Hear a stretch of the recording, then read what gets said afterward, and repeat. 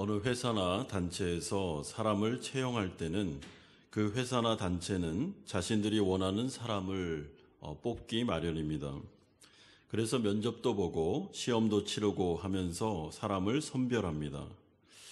마찬가지로 하나님도 하나님 나라 가운데 그 나라를 확장시키기 위해서는 하나님이 원하는 사람을 사용하십니다.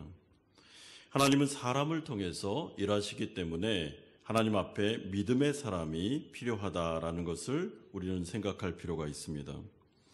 하나님께서 원하시는 사람은 믿음이 있는 사람입니다.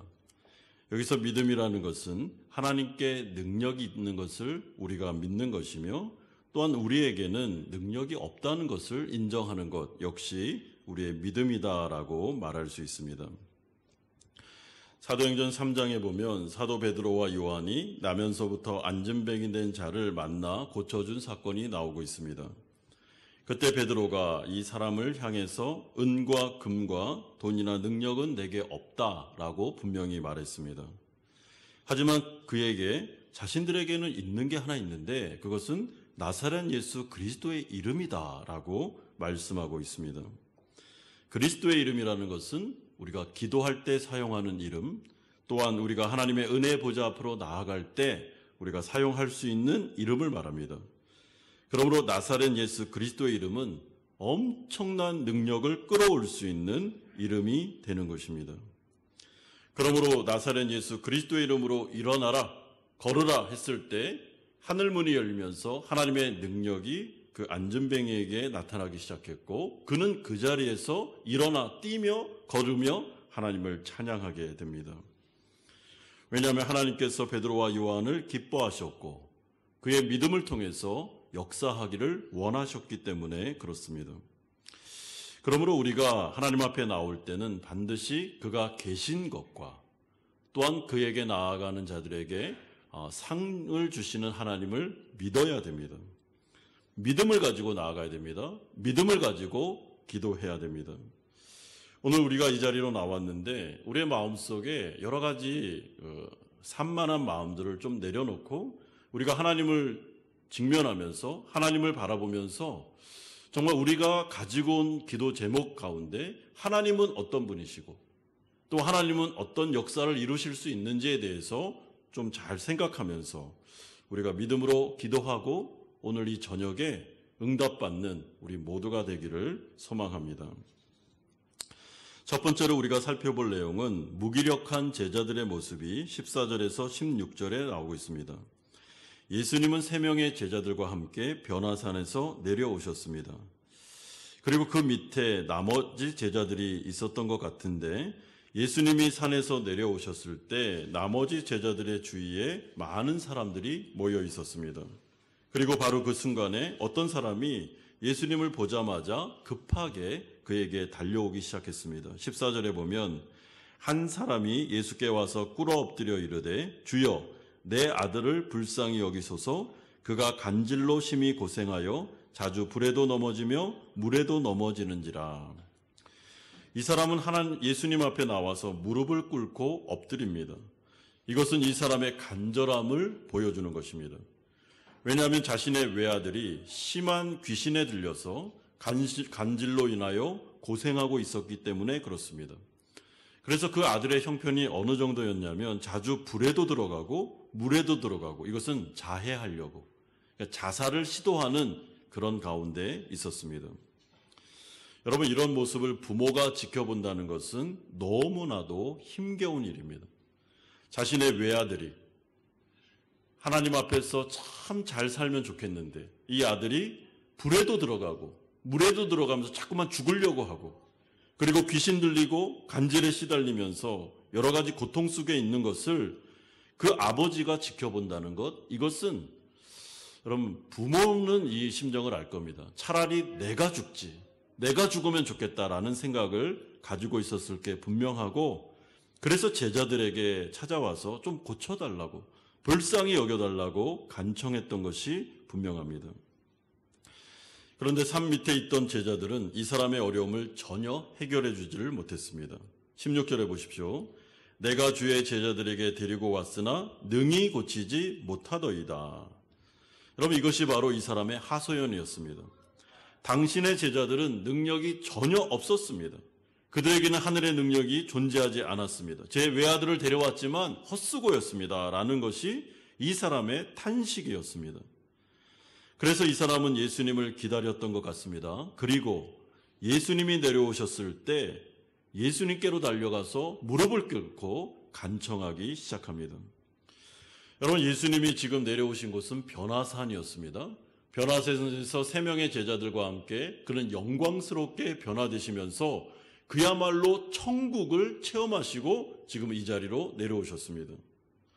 여러분, 거기에서 얼마나 이 체험이 강력했는가 하면 제자들은 거기에다가 초막을 짓고 살고 싶을 정도로 산 밑으로 내려오고 싶지 않을 정도로 하나님의 영광스러운 말씀과 천국을 체험하면서 그들은 산 위에 있었습니다. 그런데 산 밑으로 내려오자마자 그들의 현실이 어떠했습니까? 여러분, 이들이 처한 현실은 만만하지가 않았습니다. 이 세상을 살아가는 사람들의 두 현실이 있었습니다. 하나는 변화산에서 있었던 하나님의 영광을 체험하는 현실과 산 밑에 있는 그야말로 너무나도 복잡하고 너무나도 어렵고 현실 그 자체인 그 어려움 가운데 이들은 놓여 있었습니다. 그리고 이것이 바로 이 세상을 살아가는 성도들의 두 가지 현실이다라는 것을 우리는 생각할 필요가 있습니다. 여러분, 우리가 이 예배를 드리러 나오는 곳에는 하나님의 말씀을 듣습니다. 하나님의 영광을 체험합니다. 믿음에 관한 이야기를 우리는 듣습니다. 그래서 하나님의 말씀을 듣고 예배를 드리고 또한 기도하는 가운데 우리의 마음속에는 소망이 생깁니다. 하나님의 영광을 바라보면서 그래, 하나님 하실 수 있어. 하나님은 능력이 있는 분이야 라는 성령 체험을 하기도 합니다. 그런데 문제는 그렇게 예배를 다 드리고 변화산에서 딱 내려와서 현실로 가면 우리의 문제는 그대로 있습니다. 가정의 어려운 문제, 진로의 문제, 경제적인 문제, 질병의 문제, 경제적인 어려운 문제, 모든 것들이 그대로 있습니다. 삶의 현실의 무게가 가볍지 않은데 이 가볍지 않은 문제가 그대로 남아있다는 것입니다. 그러므로 그럴 때 우리의 마음속에는 여러 가지 무기력증과 또한 지치는 마음들, 아니 내가 예배 때 들은 말씀, 그리고 그때 부르짖었던 기도, 그리고 그때 체험했던 영광, 성령의 체험들이 다 뭔가, 왜 현실 가운데는 여전히 이렇게 어렵고 정말 해결될 수 없는 이 어려운 문제를 내가 갖고 살아가야 되는가 라는 생각을 할 때가 있습니다. 예배 자리에 나와 있지만 사실은 그러므로 우리의 마음속에 우리 어려운 문제가 지속될 때, 빨리 해결되지 않을 때 마음속에 낙심이 되기도 하고 어려움이 찾아올 수도 있습니다. 여러분, 이것이 바로 산 밑에 나머지 제자들과 또한 이 아버지가 처해 있던 상황이었습니다. 여러분, 우리가 이 세상을 살아갈 때 여러 가지 문제를 가지고 살아갑니다. 그리고 그 문제 가운데 내 힘으로 감당할 수 없는 문제도 있습니다. 그런데 어떻게 생각해 보면 내 힘으로 감당할 수 없는 문제가 나에게 있다는 것은 내가 하나님의 영광과 하나님의 능력을 체험할 수 있는 기회이기도 합니다. 그러니까 영적인 시각으로 보면 찬스입니다. 이거는 하나님의 큰 영광과 하나님의 크신 능력을 내가 체험할 수 있는 그런 기회가 될 수 있다라는 것을 생각할 필요가 있습니다. 그러므로 계속 기도하고 주님 앞에 그 문제를 가지고 나가는 것이 중요합니다. 여러분, 교회도 마찬가지인데 이렇게 교회가 세워지고 또한 한 걸음 한 걸음 교회가 나아갈 때 수많은 어려움에 난관에 부딪힐 때가 있습니다. 그럴 때는 하나님 앞에서 성도들이 한 마음이 되어서 그 문제를 가지고 하나님 앞에 가지고 나아가서 기도하고 이 가운데 하나님의 능력을 체험하며 교회 전체가 하나님의 영광을 체험할 수 있다. 이건 그런 기회다라고 생각하고 예수님께 가지고 나아가야 됩니다. 우리가 오늘 두 번째로 살펴볼 내용은 이런 가운데 예수님께서 위로하기는커녕 책망하는 내용이 17절에서 18절에 나오고 있습니다. 여러분, 예수님은 이러한 산 밑의 현실과 상황을 바라보시면서 아주 엉뚱하게도 오히려 제자들과 그 자리에 모인 모든 사람들을 책망하셨습니다. 17절에 예수께서 대답하여 이르시되 믿음이 없고 패역한 세대여. 여러분, 그런데 이 책망은 어떤 특정한 부류를 향해서 하는 말이 아니고 그 시대를 향해서 하는 말입니다. 그러니까 지금 예수님이 그 시대를 바라보시면서 이 시대 가운데 어떻게 이렇게 믿음이 없고 이렇게 패역한가, 이 시대 가운데 믿음이 있는 사람이 이렇게도 한 명도 없는가라고 하면서 책망하시며 가슴 아파하시는 내용이 바로 이 17절의 내용입니다. 여러분, 이러한 예수님의 탄식을 볼 때 우리가 좀 생각해 볼 필요가 있습니다. 왜냐하면 이 시대 가운데 믿음이 좋다고 말했던 사람들이 한두 명이 아니었습니다. 여러분, 그 가운데는 종교 지도자들이 있었고 바리새인들이 있었고, 그리고 그 가운데는 사두개인들과 율법학자들, 그리고 믿음이 좋다고 생각했던 경건주의자들이 참 많이 있었습니다. 예수님의 시각에는 믿음이 있는 사람이 아무도 없다라고 말하면서 어떻게 이 시대가 이렇게까지 믿음이 없고 패역할 수 있는가, 하나님에 대해서 이렇게까지 바른 관계에 있지 않은가라고 하면서 한탄하시는 내용을 우리가 생각할 때 도대체 이게 무슨 말인가라고 여러분 생각할 필요가 있습니다. 여러분, 우리가 영적인 눈으로 보면 사실은 신앙이 좋은 것 같은 사람들이 많아 보이지만 사실은 진정한 신앙과 믿음은 외로운 길입니다. 여러분, 정말 내가 그리스도의 십자가, 그리스도의 복음을 붙잡고 걸어간다는 것은 성공을 향해서 아니면 세상의 화려함을 향해서 나아가는 것이 아니기 때문에 좁은 길이고 외로운 길이다라는 것을 생각하셔야 됩니다. 이런 점에서 엘리야 시대 가운데 엘리야 외에는 믿는 자가 없을 정도로 그 시대가 굉장히 타락한 시대였음을 알게 됩니다. 그래서 엘리야는 너무나도 외로워서 정말 저 빼고는 모든 사람들이 다 타락했습니다. 모든 사람들이 다 우상숭배합니다 하면서 어떻게 하면 좋겠습니까? 라고 부르짖을 정도로 그는 신앙적으로 외로워하고 있었습니다. 여러분, 외로운 시대 가운데 그러나 하나님은 엘리야의 기도를 들으셨습니다. 엘리야가 기도했을 때 하늘이 열리면서 비가 멈추고 비가 내리는 하나님의 역사가 그 믿음의 한 사람의 기도를 통하여 역사하는 것을 보게 됩니다. 마찬가지입니다. 여러분, 이렇게도 믿음이 없느냐? 아니, 모이기는 많이 모였는데 다 하나님에 대한 태도가 왜 이러느냐라고 하면서 그 믿음을 가지고 있었던 예수님의 기도와 능력을 통해서, 그 믿음의 기도를 통해서 하나님께서 역사하기 시작합니다. 여러분, 예수님이 이렇게 한탄하신 이유는 천하보다 귀한 한 영혼이 지금 귀신에게 사로잡혀 있는데 불에도 들어가고 물에도 들어가고 정말 사탄 마귀가 쥐락펴락하면서 이 아이를 이렇게까지 고생시키고 있는데 어느 누구도 정말 그 아이에 대한 가슴 아픈 마음과 긍휼히 여기는 마음뿐만 아니라 이 아이를 어떻게든지 살려야 되겠다라는 그런 믿음이 없었기 때문에 예수님께서는 한탄하고 계십니다. 여러분, 우리가 알다시피 예수님은 이미 마태복음 10장에서 제자들에게 귀신을 쫓아내고 병을 고칠 수 있는 능력을 주셨습니다.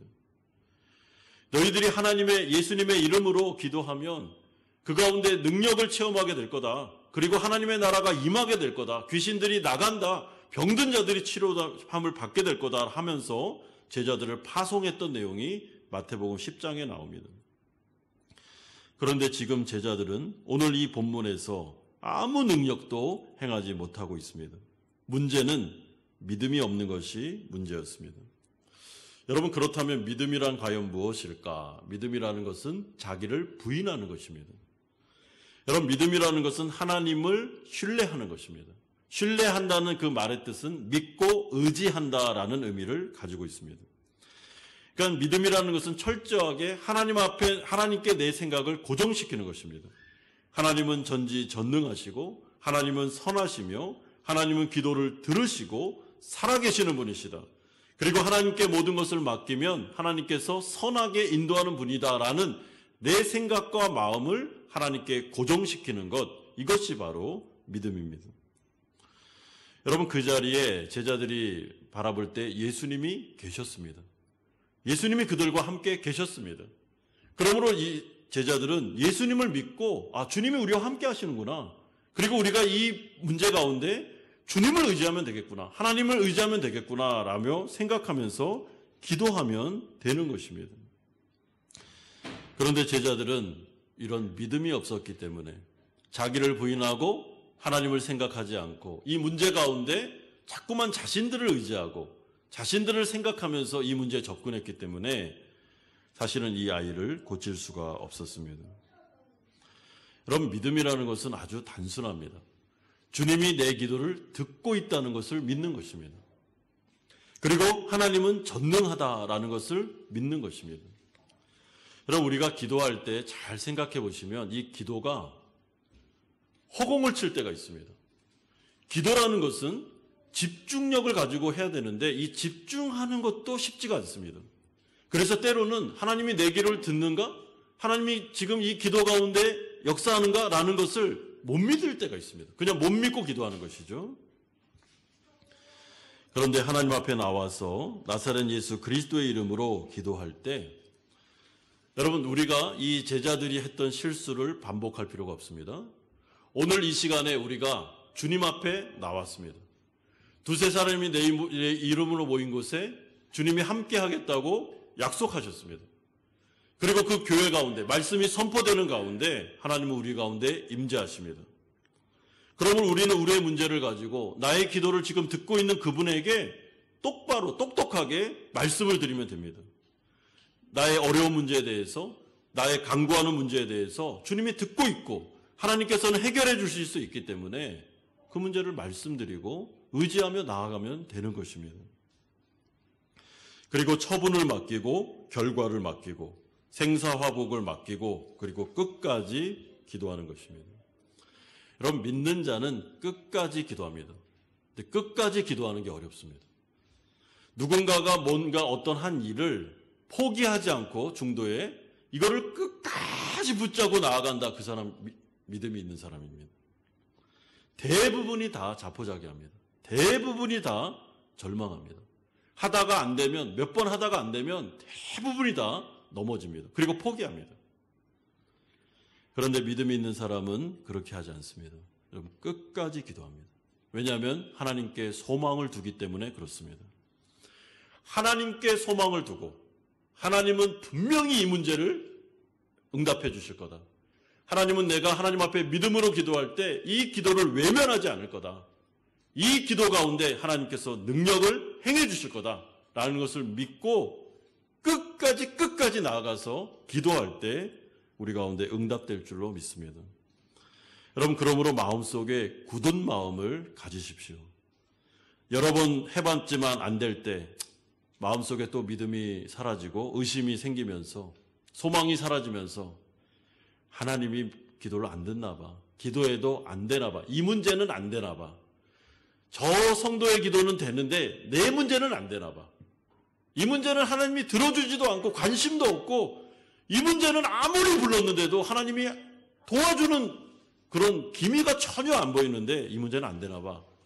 그렇게 생각하면 안 됩니다. 왜 그 문제가 안 됩니까?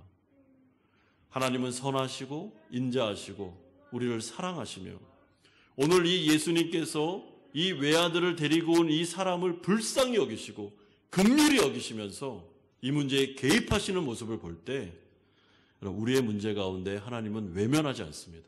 반드시 들어주십니다. 그러므로 우리가 믿음으로 나아가야 될 줄로 믿습니다. 세 번째는 그러면 믿음의 능력이 무엇인가 18절에서 20절은 말씀합니다. 여러분, 예수님께서 이제 책망한 다음에 어떻게 하십니까? 말씀으로 귀신을 들린 아이를 치료하십니다. 18절에 보면 이에 예수께서 꾸짖으시니 귀신이 나가고 아이가 그때부터 나으니라. 마가복음 9장에 가보면 예수님이 귀신을 향해서 꾸짖었다라고 할 때 구체적으로 나와라 라고 말씀하시는 내용이 기록되어 있습니다. 그리고 다시는 그 아이에게 들어가지 마라 하면서 명령하십니다.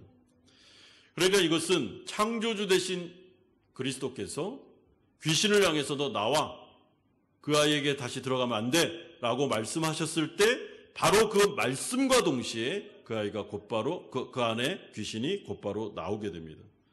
그리고 주님의 말씀으로 치료의 역사가 나타나기 시작했습니다.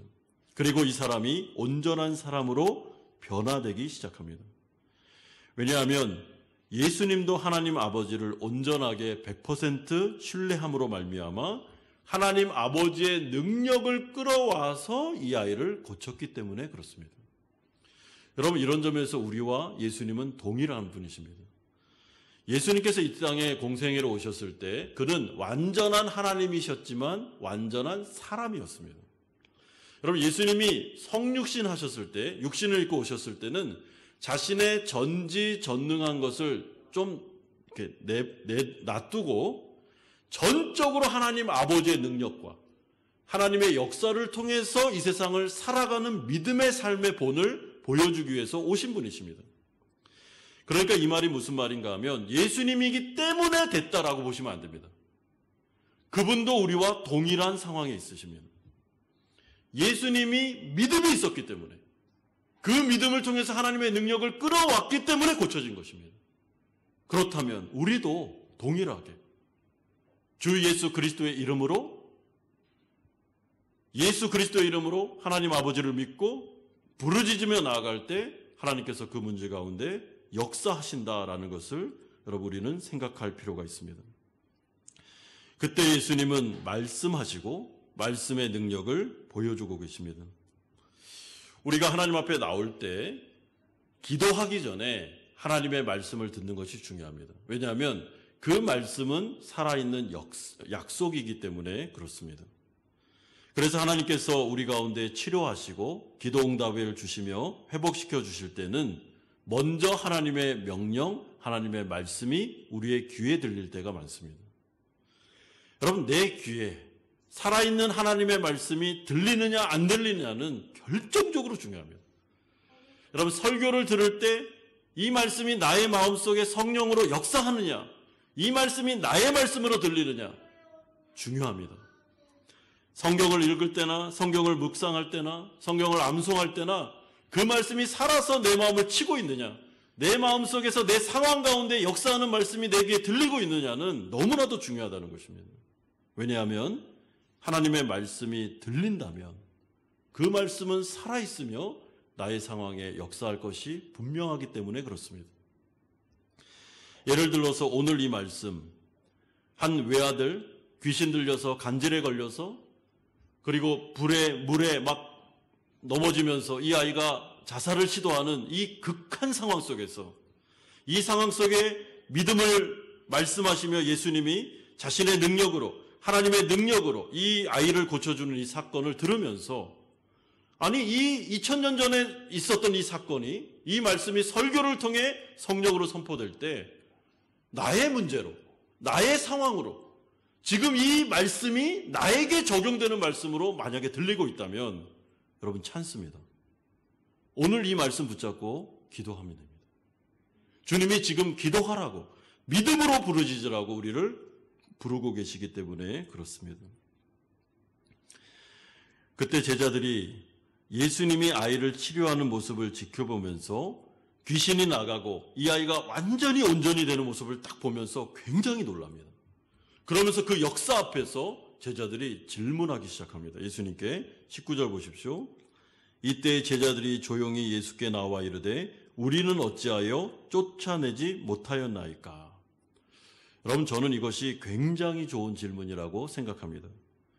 왜냐하면 예수님의 능력과 제자들의 능력 없음을 이들이 이상하게 여겼기 때문에 그렇습니다. 이미 그들에게도 귀신을 쫓아내고 병자들을 고칠 만한 하나님의 능력을 예수님께 그들은 부여받았습니다. 그런데 예수님께 나와서 예수님, 왜 지금 이 시간에 저희들은 안 되고 예수님은 고쳤습니까? 도대체 뭐가 문제입니까? 하면서 이들이 예수님께 적극적으로 질문하며 나아가고 있습니다. 여러분, 우리가 하나님의 말씀을 듣고 기도하는 자리로 나올 때 이런 적극성이 필요합니다. 좀 기도해보고 안 되면 그만두고, 안 되면 좌절하고, 안 되나 보다 이렇게 하는 게 아니라 물어보는 것입니다. 하나님 앞에 나와서 하나님, 왜 안 됩니까? 왜 지금? 하나님, 성경에 보면 이렇게 병고침, 귀신 나가는 역사들, 온전하게 되는 역사들이 다 있는데 왜 우리 가정에 이 문제는 안 됩니까? 이 문제는. 제가 도대체 지금 몇 년을 기도한 겁니까? 주님. 이 문제에 대한 하나님의 뜻이 무엇입니까? 우리 물어볼 수 있습니다. 여러분, 이런 점에서 예수님과 제자들은 인격적인 관계성을 가지고 있었습니다. 충분히 물어볼 수 있었습니다. 그리고 주님은 그 물어보는 것을 기뻐하셨습니다. 여러분, 마찬가지입니다. 우리도 주님 앞에 나아가서 물어볼 수 있습니다. 기도할 수 있습니다. 아니, 주님, 왜 이 문제는 안 됩니까? 도대체 언제까지입니까? 이 문제가 우리 가정에 왜 왔습니까, 지금? 저는 어떻게 해야 되겠습니까? 주님, 굉장히 마음이 좌절됩니다. 요즘에 낙심이 되고 사실은 힘이 없습니다. 기도하고 싶은 마음도 잘 안 듭니다. 어떻게 하면 좋겠습니까? 하고 물어볼 수 있다는 말입니다. 제게는 왜 능력이 안 나타납니까? 왜 기도 응답이 이렇게 더딥니까? 저는 어떻게 하면 좋겠습니까? 어떻게 이것을 버티고 어떻게 이것을 견뎌내야 되겠습니까? 물어볼 수 있습니다. 여러분, 그런 점에서 오늘 기도하실 때 하나님 앞에 나가서 물어보십시오.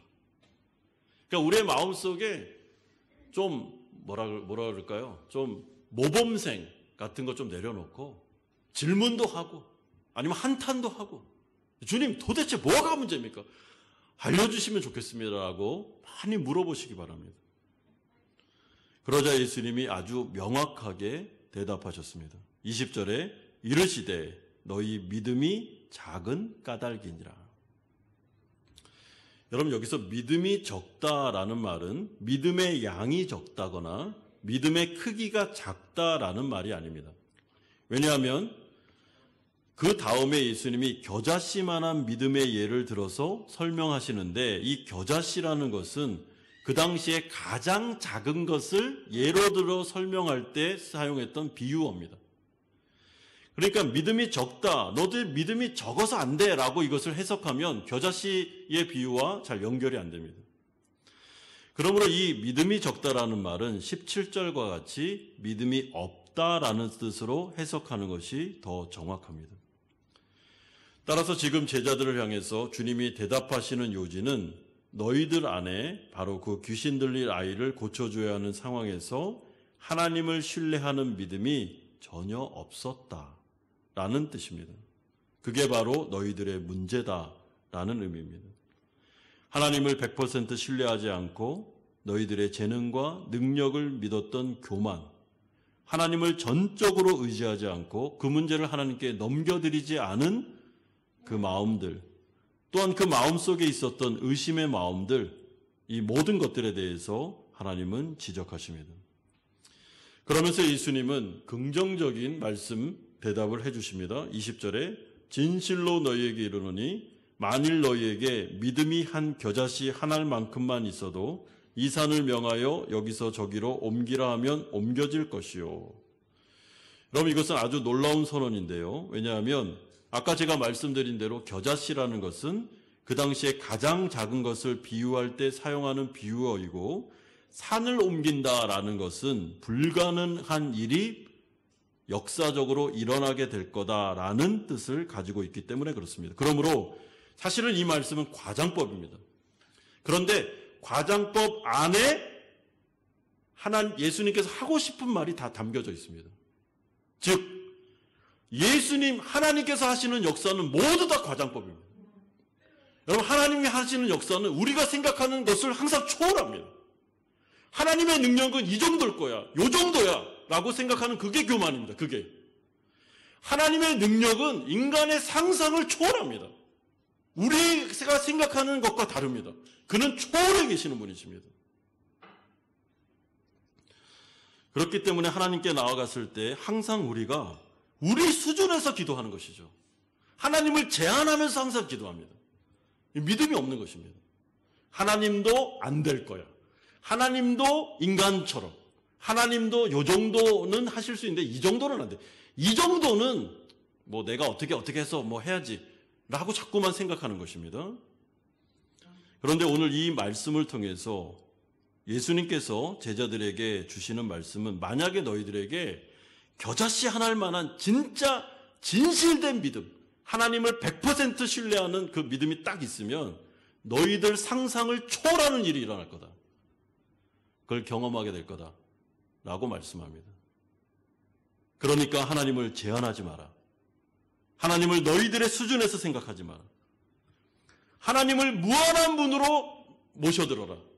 그 하나님을 그대로, 자꾸만 하나님을 재단하거나 제한하지 말고 그분 그대로를 믿으라는 것입니다. 그리고 그 영원하신 하나님 앞에 나아가서 순수한 작은 믿음이라도 그거 가지고 가서 하나님 앞에 모든 것을 맡겨드릴 때 하나님 하십시오. 하나님께서 알아서 하십시오. 하나님의 처분에 이 모든 문제를 맡깁니다. 영광 돌립니다. 하나님 찬송 드립니다. 어떤 결과가 나오든 하나님 영광 받으셔야 됩니다.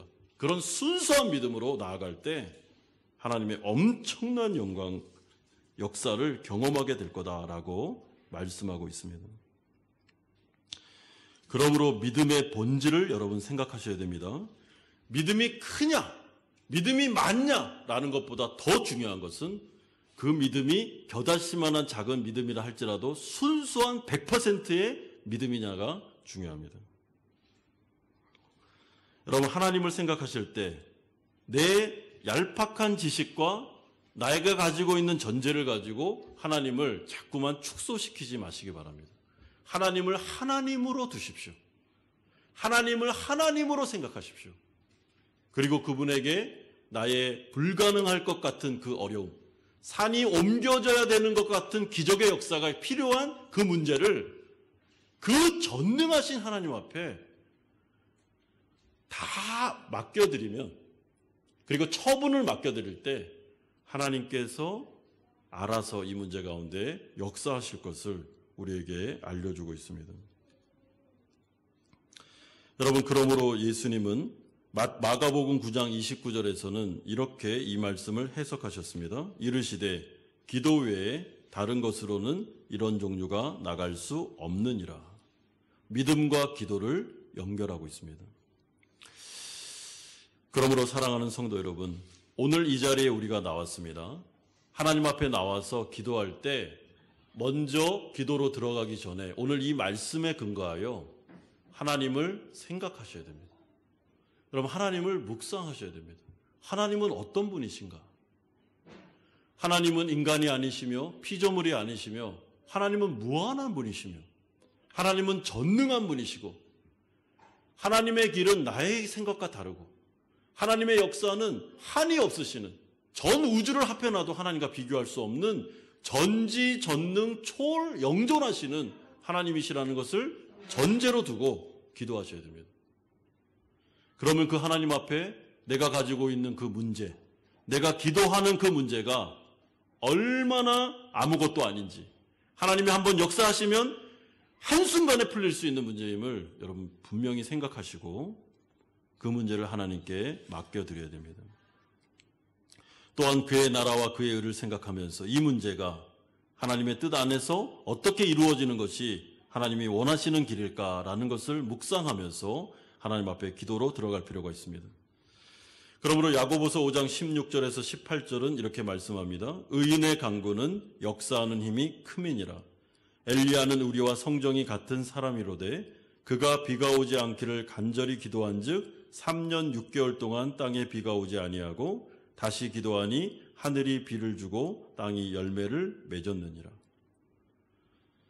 모든 자들이 배도하는 그 시대 가운데 엘리야가 혼자 의인이 되어 하나님 앞에 외롭게 기도로 나아갔습니다. 모든 백성들이 우상 숭배하는 가운데 그는 하나님 앞에서 부르짖기 시작했습니다. 하나님, 이 가운데 비를 멈추셔서 백성들이 하나님께 돌아오기를 원합니다. 우상 숭배하지 않기를 원합니다. 그는 끈질기게 기도했습니다. 그러니까 그가 기도했을 때 다시 비가 내림으로 하나님의 살아계심을 나타내 보여주셨습니다. 여러분, 야고보서가 엘리야를 이야기하는 이유는 많은 사람들이 합심해서 기도하는 것도 좋지만 진짜 믿음의 사람이 한 명만 있다면 역사하는 힘이 크다는 것을 알려주고 싶어서 그렇게 하는 것입니다. 의인의 강구가 중요한 거지, 믿음의 강구가 중요한 거지, 하나님 앞에서 그 의인의 믿음의 간구를 들으시는 것이 중요하다라는 것을 야고보서를 통해서 말씀하고 있습니다. 그러므로 오늘 우리가 이 말씀을 붙잡고 주님 앞에 기도로 나아갑시다. 우리가 하나님 앞에 나왔을 때는 분명히 이 자리에 앉아 계시는 모든 성도님들 기도 제목이 있을 겁니다. 그 문제를 생각할 때마다 이게 해결되겠나? 마음에 의심이 생기고 낙심이 될 때도 있습니다. 때로는 오래 기도했는데도 잘 이 문제가 해결되지 않을 때 의문이 들고 우리의 마음속에 어려움이 생길 때가 있습니다. 그때 하나님께서 우리에게 주시는 말씀은 끝까지 믿으라는 것입니다. 여러분, 하나님을 생각하십시오. 하나님을 제한하지 마십시오. 하나님을 하나님으로 두십시오. 그리고 그분 앞에 우리가 겸손하게 나아가십시오. 그리고 나의 문제를 그분에게 의탁하십시오. 모든 결과를 그분의 손에 맡기십시오. 그러면 하나님께서 알아서 하나님의 때에 하나님께서 역사해 주십니다. 오늘 이 말씀 붙잡고 오늘 우리가 함께 기도할 때는 정말 믿음으로 기도하여 하나님 앞에서 응답받는 우리 성도님들 다 되시기를 주님의 이름으로 축원드립니다.